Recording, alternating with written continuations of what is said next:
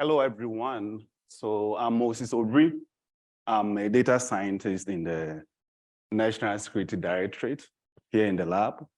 I've been in the lab for the past 2 years, and I have a background in statistics.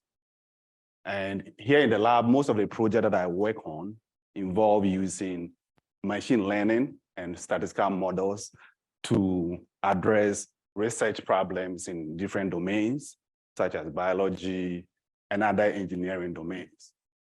And so with this talk today, we will go over what I think is the most important component of data analysis, that is communication in data science. We will focus on a key component of that is data visualization. And then we'll go over some principles and ethics involved in data science communication. And so this is the outline of the talk. I'll introduce communication in data science.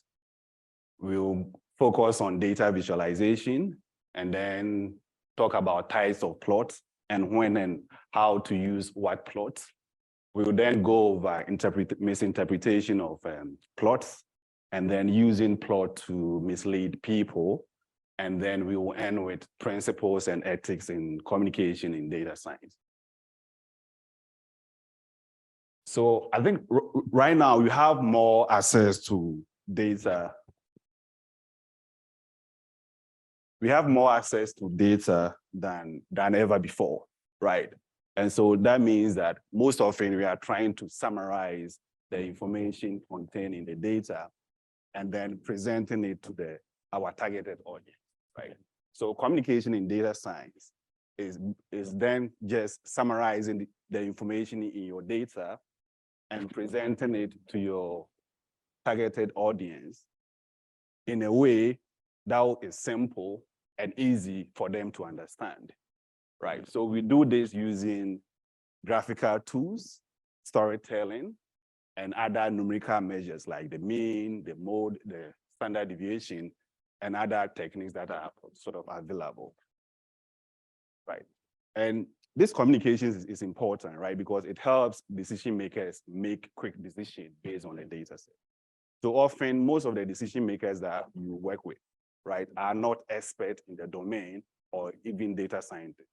So if you are able to communicate the information in the data effectively for them, then they are able to make good scientific decisions based on the data set, right? I'm also a data scientist, which means that I have no domain knowledge in almost all the domains that I work in, right? And so if you are able to communicate data effectively to me, then that data becomes accessible to me. So that means that I can also be able to use the data, right? The type of model that I use will depend on the structure in your data set. So if that is explained to me in a way that I understand, then I can also choose the right model. I can also use the model for future predictions, make for future forecasting, and make good future planning. So communication in data science is really, really important. A key component of this communication is using data visualization. And that is using graphical tools to sort of summarize the information contained in the data set. And this has become popular, right? We either use the graphical tools to summarize the data before we even apply any model to the data. And after you apply your model and you get a result, it is also a good practice to also use graphical tools, if you can, to also summarize the result from your model, right? And there are so many reasons why data visualization is important. The first one is that it helps simplify complex data. And so because right now we have access to thousands and millions of data, a simple plot, right, can tell the story of thousands and millions of data. So often just a plot can simplify high-dimensional complex data for everybody, to make it easier for everyone to then understand what the information that you want to put across. And then a simple plot can also highlight trend and pattern in your data set. So often you might not even need any complex machine learning model, right? Just a simple plot can answer your research question that you have. And so a good plot can also highlight hidden trends and insights in your data set. And then good plots are also engaging, right? Nobody wants to sit down for 30 minutes and 1 hour listening to people talk, right? Once you present to them with some graphic, it's engaging, you grab their attention, and you are able to also put your information across also better. And we've talked about this. Good visualization is also good for decision makers to also make quick decisions based on the data, right? So once you present to them the information in a graphical form, in a way that they can understand, then good scientific decisions are also made based on the data set. And so the type of plot that you use will first of all depend on your research question, right? But it also depends on the type of data that you have. And so for numerical data, we have so many plots now that can be used, but I think these three are three of the common ones that are used to summarize information from numerical data. So the first one is a histogram that is used to represent the distribution of your continuous or numerical variable, right? So with a histogram, you have bins of your continuous variable on your x-axis, and then you have either the frequency or the count on your y-axis here. So an example here is a histogram of separ length from the ARIS data set, which is an inbuilt data set in R. So it shows the distribution of the separ length and then the frequency, right? And so with this, it gives you the distribution of the data. And most often, the model that you use will depend on the distribution of your data set.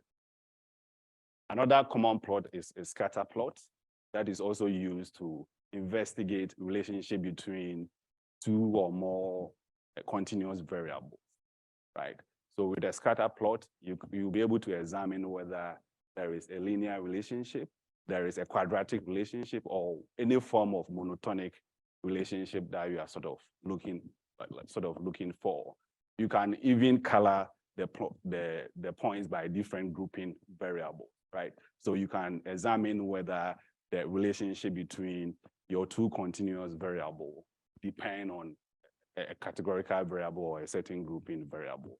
So here we have the scatter plot of the separ length and width, right? That is colored by the different three species in the data set. So with this one, you'll be able to answer any research question pertaining to this data that you want to answer. And then a line graph is a variation of the scatter plot, where you draw a line to connect specific points based on some criteria. And so an example here, you have a plot of the dose of orange juice, which is OJ, and then vitamin C supplement, right? Versus the average tooth length, right? So the lines are connected by whether the participant was given an orange juice or vitamin C. And so if you want to investigate the effect of either supplement on the average tooth length, then this plot is helpful, right? You are able to differentiate which supplement is better and what dose that is also good in case you want to get a high average tooth length. So like I said, there are so many other plots that can be used to display numerical data, but these three are sort of three of the common ones that are used. For categorical data also, there are also many plots that you can use, right? And so we also talk about these three common ones. The first one is a bar graph, and a bar graph is used to compare information across different levels of your categorical variable. And so this information that you compare can be the frequency, the count, the mean, median, or any numerical measure that you are interested in. So again, here we can have a bar plot of the dosage against the average tooth length, where here we are treating the dosage as a categorical variable. So it has three levels of 0, 1, and then 2. And then the different colors correspond to the different supplements, the orange juice or the vitamin C. So again, different comparison can be made. We could have plotted either the frequency or the count on the y-axis. We can also use the pie chart to compare the proportion of a certain attribute across the different levels of your categorical variable that you have, right? And so an example here is we are using this pie chart to display the proportion of the distribution of the 3 species in our data set. And so here, depending on the research question, you can know which species is more abundant than the other species. And the more popular plot is the box plot. And the box plot is used to show the distribution of a continuous variable across different levels of your categorical variable, right? And it's a very popular plot because it can show you both the distribution of your data, right? It can also show you the variability in your data and even some measures of central tendency, like the median or the mean, right? So I think maybe some of us have seen the box plot here. And so typically a box plot will have the 25th percentile, the 75th percentile, and then the vertical black line will be the median, right? The length of the box is the interquartile range, which is the difference between your 75th percentile and then your 25th percentile, right? So you can use a box plot to do so many comparisons. You can use it to compare the amount of variability across the groups, right? So which of these boxes are bigger than the other? You can use it to compare which of them has the highest median, right? You can use it even to detect statistical outliers. And so box plots are also a very common plot for summarizing information from both continuous and categorical variable.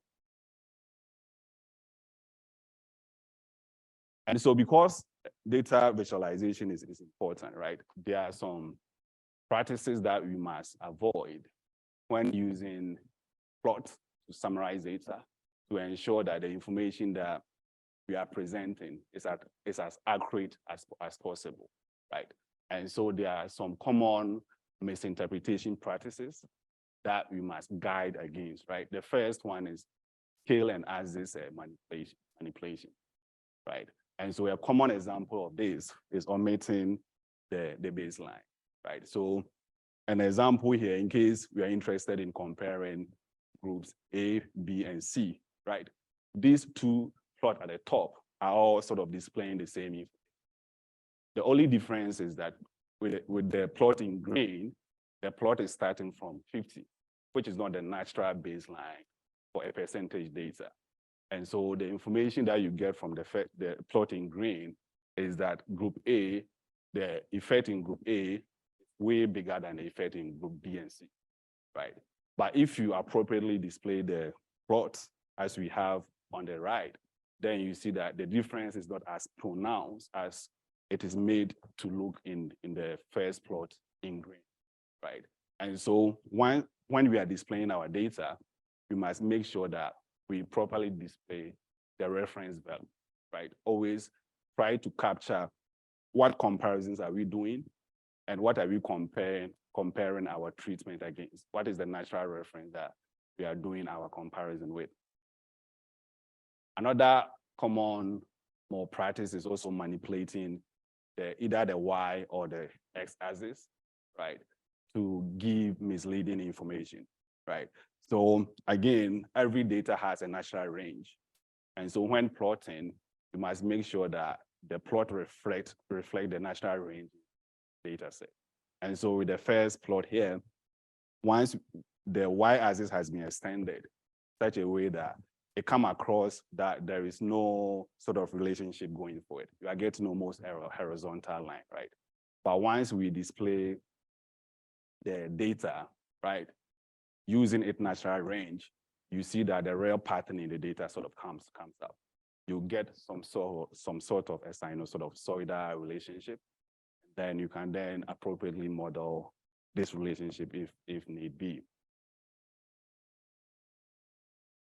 Another common misinterpretation practice is data manipulation and using the wrong graph for your data set, right? And data omission is very common. So when we are doing data visualization, the key thing to note is that whatever plot that we are showing should be consistent with the research question that we set out to answer, right? So for example, if my research question is that I want to know the trend of a certain attribute between 2019 and 2023, then the data that I display should reflect that range, right? Once I display, I select the data set and I display certain part of the data, the information I get can be misleading, right? So the plot on the left displays information in 2000, right? We can see the trend line is totally different from if we display the full data going from 2019 to 2020, right? And then there is also using the wrong graph. So I thought about using pie chart to represent percentage, right? So the natural property of pie chart is that they must sum up to 100. And so if you have a percentage and those percentages do not have a common denominator, for example, and so that they do not sum up to 100, then a proper chart to use will be the bar graph. And so using a pie chart here will make comparisons very, very difficult to make.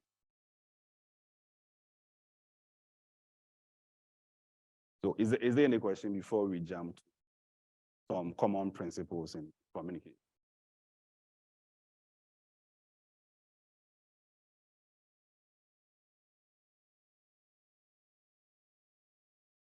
Any question online? Luke? Good? Okay.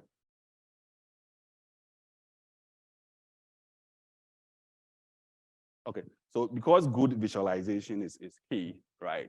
It means that when we are displaying our data in a graphical form, there are some common principles that we must follow. The first one is knowing your audience. And this is very, very critical, right?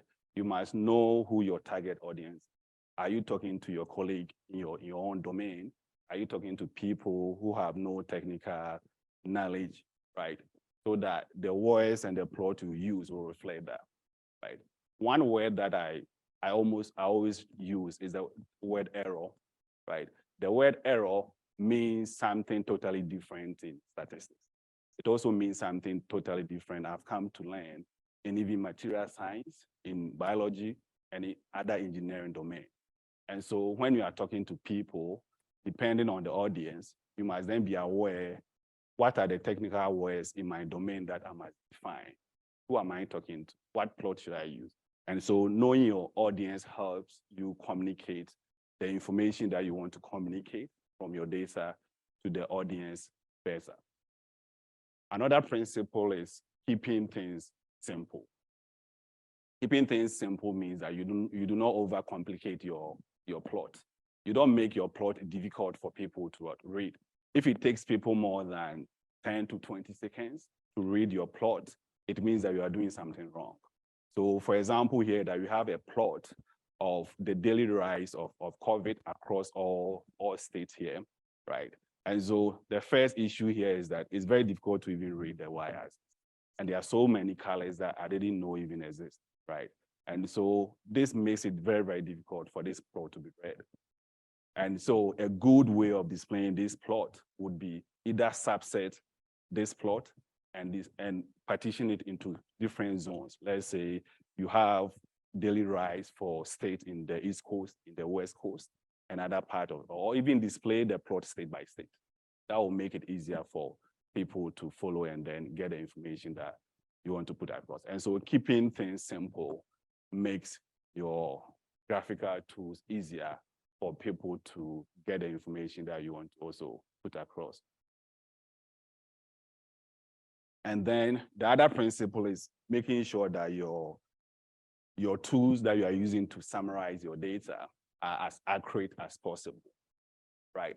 And that the tools are capturing the information that is present in your data. So there's this lie factor metric, right, that I use that shows that the effect that you are trying to show in your plot should be approximately equal to the effect seen in your data set. The key idea, the main thing that you are trying to do is to summarize the data. And so any tools that you are using should not induce external noise to that process, right? And so the plot that you use and then the tools that you are using to accurately pick up the patterns and the insights in the data set that are present.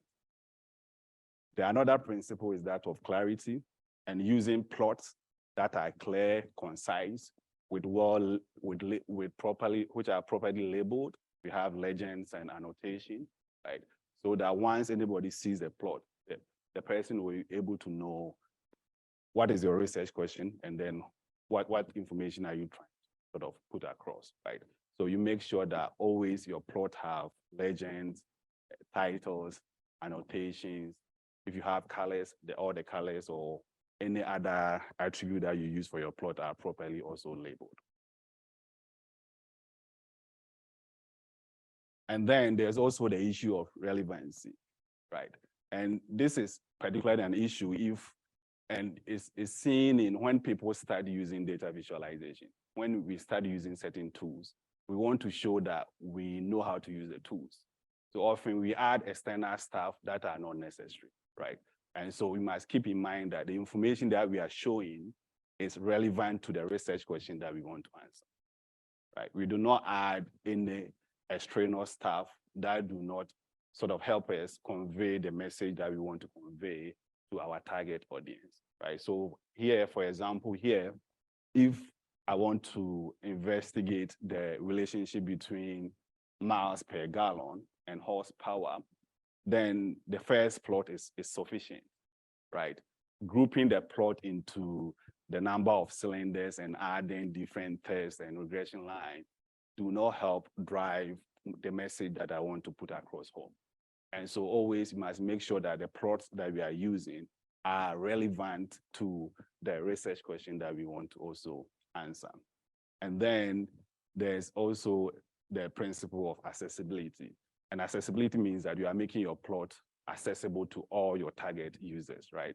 You must make sure that the colors you use are user-friendly, or you providing alternative tests, which are diverse enough so that your target audience can also be able to consume the information that you are putting across.